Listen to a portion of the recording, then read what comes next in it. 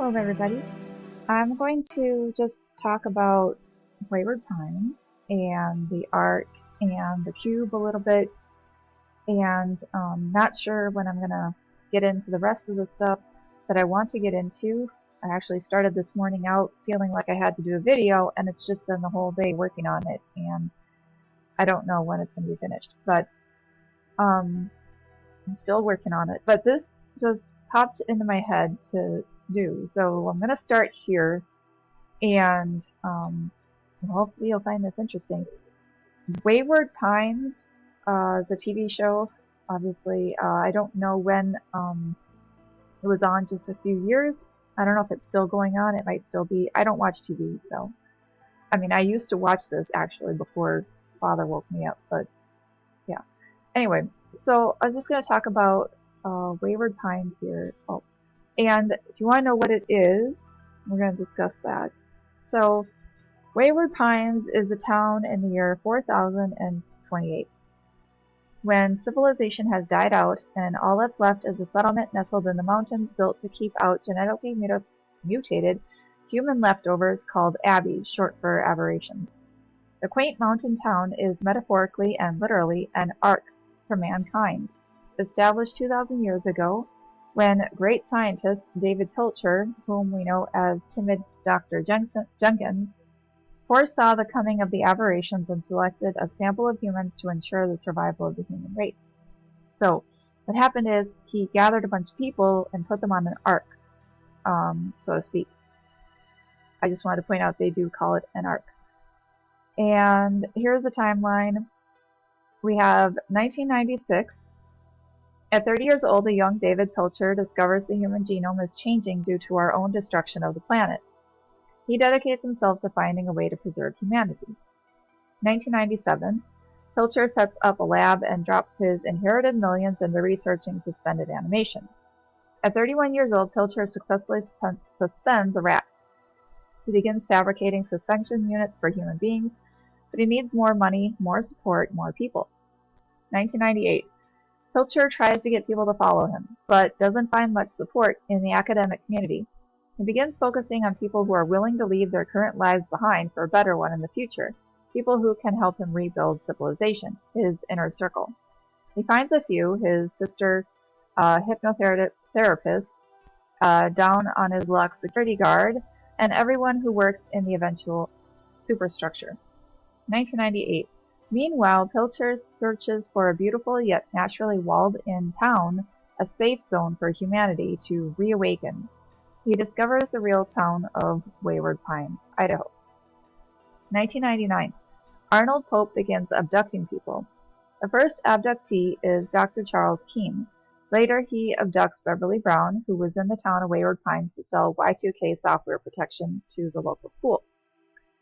Now, I'm going to stop here at 1999. You can research and study yourself, but the point here is that he's abducting people, and then the next thing they know, they are in the town, Wayward Pines, in the future. And the adults don't know, but the children do. Everyone who is deemed necessary for the survival of mankind awakes in the Pines after being placed in a hibernation chamber for 2,000 years. But despite the inclusion of adults on the ark, it's really the children who are groomed to be the future of Wayward Pines and humanity. The kids are brainwashed into keeping the town's true nature and timeline a secret from their parents, who have lived too long in the old world and can't handle the truth. The cult-like kids are called the first generation, and there's ostensibly about 100 of them. 3 different movies came out that were very similar to each other in 1999. Existenz, The 13th Floor, and The Matrix. In Existenz, the woman goes into a game, and then she comes out of the game, but she's still in the game.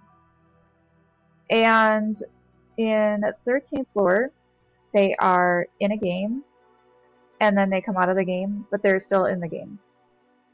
And in the movie The Matrix, most people know this one, they come out of the Matrix. Now, I'm not sure if there's a third level there. I've seen it before, but I can't remember because it's been a while. I always preferred the 13th Floor over the Matrix, personally. And I was a bit surprised to see that Existenz came out in 1999, but All three of these movies came out in the same year. So the question is, why? Why did three different movies have scripts written at the same time and have these things, being produced at the same time and come out in the same year? I think it's something that we need to take a closer look at. What is going on with 1999? And now we have Wayward Pines. This is a recent TV series saying that, people are being abducted in 1999 to be put on this ark. Alright, so I'm going to read from this Reddit post from PhiWeaver, which is called My Collected Thoughts on 1999. And hopefully you will enjoy it and find it interesting. I have read it before, but this time I'm reading it with new eyes because a lot has happened since I last read this. Quote, at any given time, we are being influenced by at some point in the 20th century, usually from the 20s to the mid-90s, or from Picasso to the dissolving of the USSR, which would be finalized circa 93/94. This manifests as fashion trends. The Edwardian period and the late 90s are more like bookends, but the late 90s also serve as the stasis point for the nostalgia. We experienced the stasis point of 1999. The illusion of something new as a sleight of hand by madmen. All these new things have derivative threads that reveal them as old. Massive 70s trend, September 2015. There's a link to that article. And 93 movie remakes and reboots currently in the works. 93. I don't know that's probably not even including the fact that The Matrix is being remade again. So you can check out these links. I'll leave this post linked below if you want to. Time out of joint. I think that in 1999 we entered some kind of simulation reality based on the world as it was in 1999. Yes, this is the plot of The Matrix, but let me elaborate.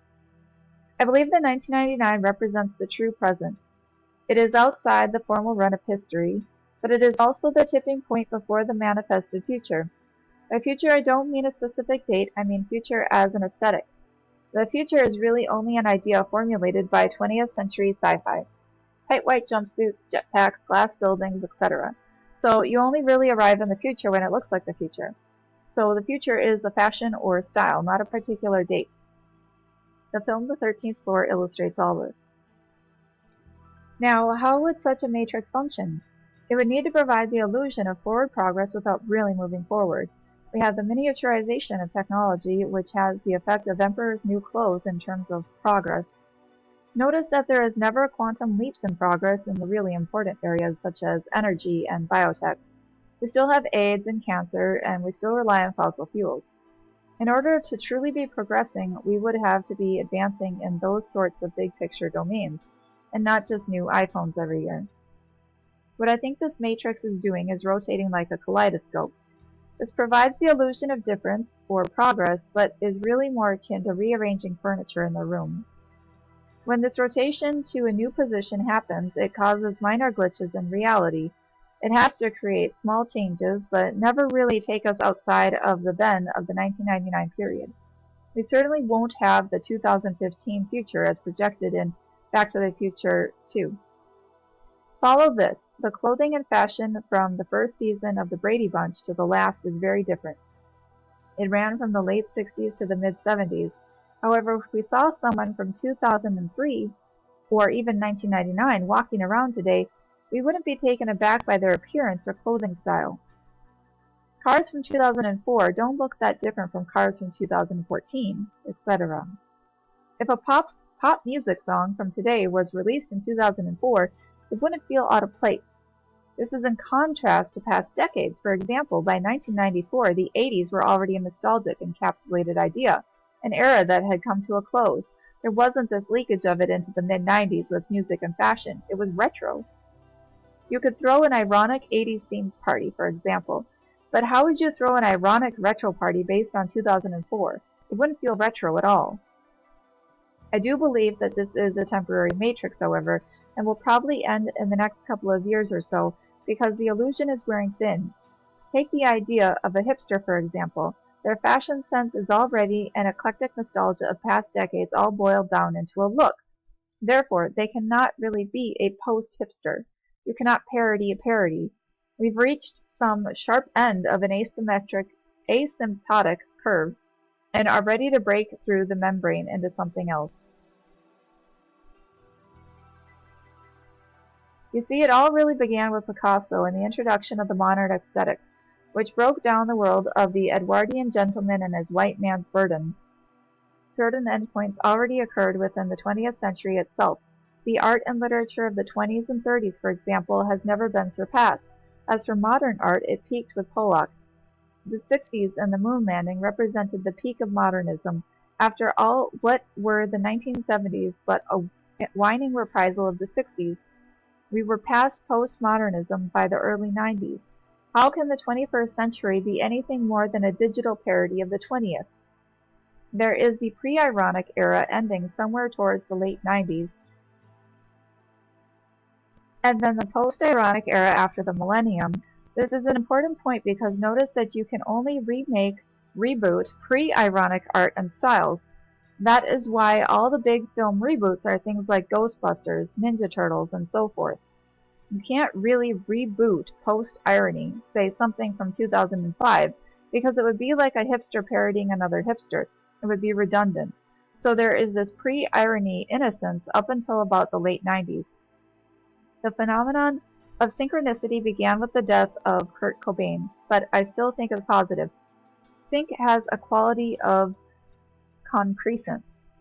It's pulling back the curtain of real and showing us that things are in fact surreal. I think it ties into time feeling out of joint, etc. I would suggest that sync as a personal and meta phenomenon only became real from 1993/1994 onwards. I am now very convinced that with Kurt Cobain's death, both the formal run of history ended and the phenomenon of sync began. 1999 was a key stage too, but it did begin around 93, and the key thing being Cobain in 94. Why? Because from 95 onwards, we have been in a postmodern, ironic hipster culture, always looking for nostalgia, always recycling what has been done before, with every other film being a remake and whatnot. A 2013 fashion show had 60s mod-inspired coats, that sort of thing. Pre-94 people were still living in their own time. They weren't hipster and nostalgia freaks like today with our playlist for every decade. Not in the same way as today, at any rate, which iPhones allow for. I see sync as teleological scintillations of the transcendental object at the end of time, like the elf-bet relationship. What this transcendental object really is apotheosis. Religious symbols, heaven, gods, spaceships, etc., are all just a symbol set or placeholders for this personal apotheosis, joy, excitement. It's sort of a mixture of McKenna and Basher. Donald Trump comic, 1990. And this Donald Trump comic is actually from 1990, and it depicts the wall. And again, the link will be below.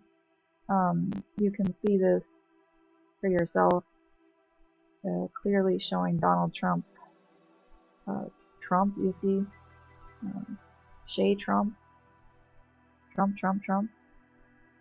And then at the end it has dump Trump on the wall. All's wall that ends wall. This is from 1990. Okay. Rambling thoughts. 1999, The Matrix. Enslaved humans are kept docile within the Matrix, a simulation of the world as it was in 1999. Malcolm McDowell was in a movie called Class of 1999, where the students discover that their teachers are actually robots. This fits the Matrix theme. There's been a really strange theory rattling in the back of my head about 1999. The theory is that at some point in 1999 we entered a simulation, or pocket dimension. This is a synthetic reality that we entered into. I think our clue was the Cher song Believe with the auto-tune, and Britney Spears, who brought about the second death of music. Also, everyone who talks about 1999 always says that it feels like yesterday. I hear this over and over. Of course, the world wasn't perfect before we entered the simulation either, but it definitely had a different vibe to it. Also, whoever is running the simulation seems to like corporate rock. and synthetic pop. They'll have another fembot dance show for the Super Bowl this year. By corporate rock, I mean that alternative and punk music died in 1999, and we saw new metal and new rock come in. Reprises of corporate rock was brought in. They got rid of khakis and it got everyone back into blue jeans. Everything since 1999 is derivative and has a synthetic plastic quality to it. But you say, what about indie music? Well, there was plenty of indie in the 90s already, including Ben Gibbard. There are certain caretakers of the simulation now, Simon Cowell, for example, creating the new pop stars. I think that the plans for the simulation originally came out of World War II. Then the Americans got the data and laid the groundwork for the simulation in the 50s. By the 70s, everything had been planned out. Especially since the 70s, there has been synthetic food, medicine, etc. In other words, a fake version of something branded as the real thing.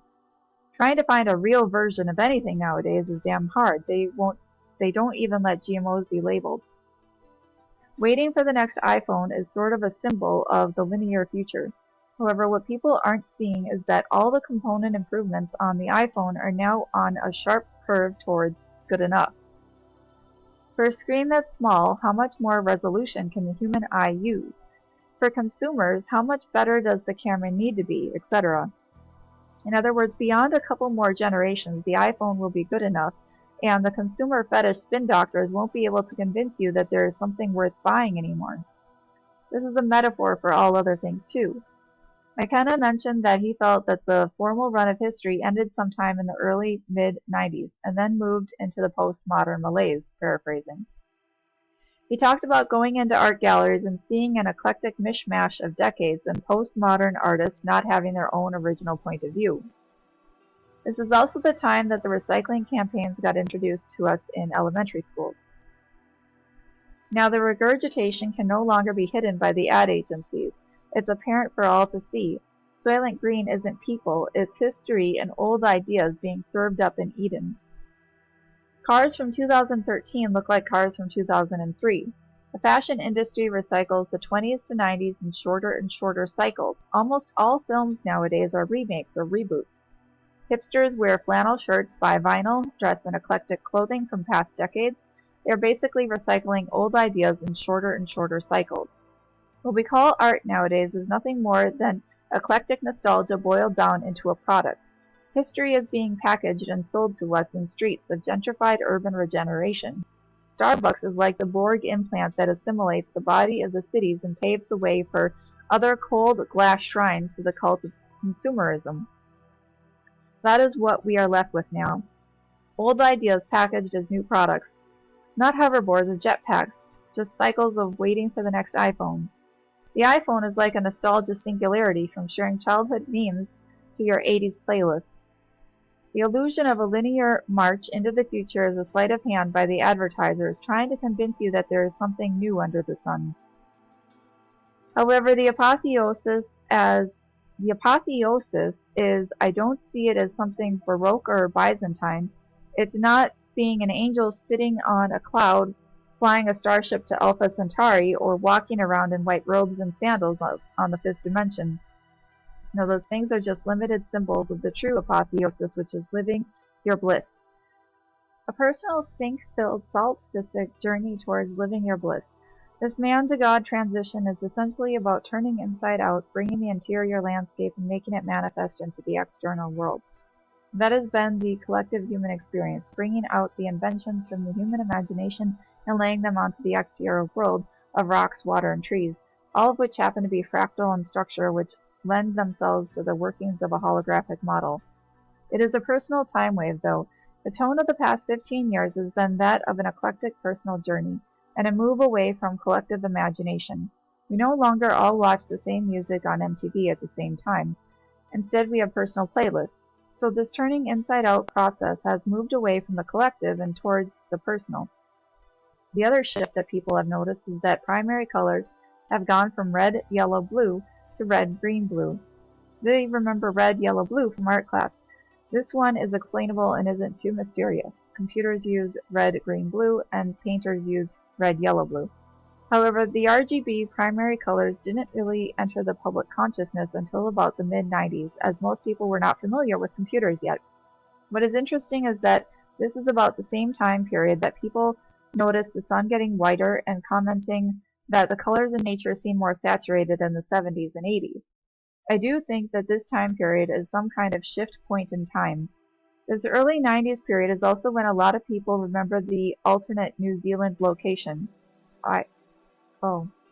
I just want to point out that I don't remember him writing that the first time I read this, but I went to Australia in 1994, which he mentions 94 in this post, and I remember going to Australia in 1994, and I remember looking up where New Zealand was, and I thought it was the northeast of Australia, and of course it's not anymore.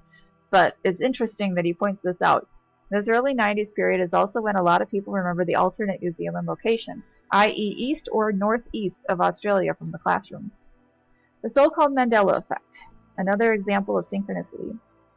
I remember reading the book called Turnabout by Margaret Peterson Haddock, and it featured two centennial women who aged backwards. They ended up in the year 2050 or something like that as teenagers. They went out to celebrate a birthday, and the character narrating made a statement very similar, at least in terms of fashion and art. Everything that people were wearing was a new decked-out version of previous decades, and the line I'll always remember was, just what was it about those psychedelic daisies that kept coming back?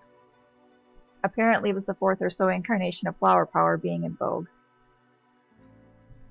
So I just want to tie that in together with everything here. Wayward Pines has people being put into an ark in 1999. That thread was discussing how it feels like we're in a matrix since 1999. And I was just thinking about how, I'm thinking about the cube. I'm making a video about the cube. And I don't know if it's going to be a part of this video, if I'm going to put them all together, or if this is going to be a separate video that's just like an introduction before the other one. But basically, I was just reminded of this story of Gilgamesh and the Ark. So in Gilgamesh's Ark, it's a cube. It's not just like a boat, like like Noah's Ark.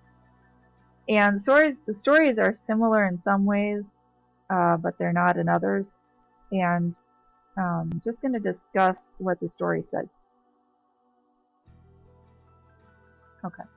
So I'm just going to point out the measurements here. Whoops. Says 1 whole acre was her floor space, 660 by 660. 10 dozen cubits the height of each of her walls, 10 dozen cubits each edge of the square deck. I laid out the shape of her sides and joined her together. I provided her with 6 decks, dividing her thus into 7 parts. Thought that was interesting, 7 parts. But anyway, let's see here.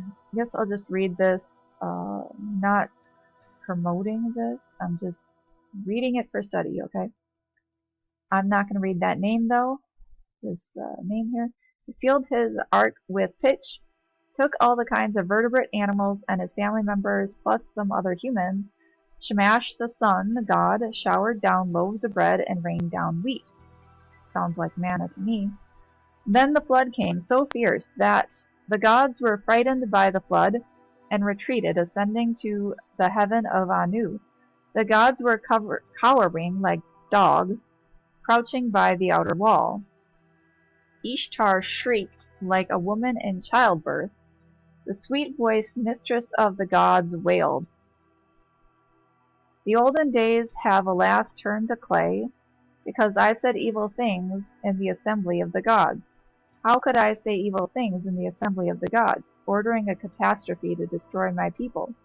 No sooner had I given birth to my dear people than they fill the sea like so many fish. The gods, those of the Anunnaki, were weeping with her. The gods humbly sat weeping, sobbing with grief, their lips burning, parched with thirst. However, the flood was relatively short, 6 days and 7 nights, Came the wind and flood, the storm flattening the land. When the seventh day arrived, the storm was pounding. The flood was a war, struggling with itself like a woman, writhing in labor. Then the ark lodged on Mount Nisar, or Nemush, about almost 500 kilometers or 300 miles from Mount Ararat. Anat-Pushtim sent out a dove, then a swallow, but neither could find land, so returned. Then he sent out a raven, which didn't return. So he released the animals and sacrificed a sheep. This was not too soon, because the poor gods were starving. The gods smelled the savor, the gods smelled the sweet savor, and collected like flies over a sheep sacrifice. Then Eliel saw the ark and was enraged that some humans had survived. But Ea sternly rebuked Enlil for overkill in bringing the flood. Whereupon Enlil granted immortality to Anupshtim and his wife, and sent them to live far away at the mouth of the rivers. Obviously, I don't believe we're supposed to be sacrificing animals, and I find it very interesting that he sacrificed the animals because the gods were starving. And the gods collected like flies. It's like not really a good image, is it? From Psalm 50, our Father was speaking, and it's talking about how, He is our Father. It says, "Hear, O my people, and I will speak, O Israel, and I will testify against thee. I am God, even thy God. I will not reprove thee for thy sacrifices or thy burnt offerings to have been continually before me. I will take no bullock out of thy house, nor the goats out of thy folds, for every beast of the forest is mine, and the cattle upon 1,000 hills. I know all the fowls of the mountains, and the wild beasts of the field are mine. If I were hungry, I would not tell thee, for the world is mine, and the fullness thereof. Will I eat the flesh of bulls, or drink the blood of goats? Offer unto God thanksgiving, and pay thy vows unto the Most High, and call upon me in the day of trouble. I will deliver thee, and thou shalt glorify me." Our Father is the one who's supposed to deliver us out of troubles, and He doesn't want, He's not going to be hungry. He's not going to be coming around like flies on a dead sheep. But I digress. So, the black cube. Why is the black cube everywhere? Are we in the black cube right now? Have we been put into the Matrix? Is that why the black cube is everywhere? I'm going to be trying to do a video on that. I think I'm probably just going to put this one up by itself and then get into that more into another video. So hopefully you enjoyed this, and it just makes you think. Thanks for listening. Shalom.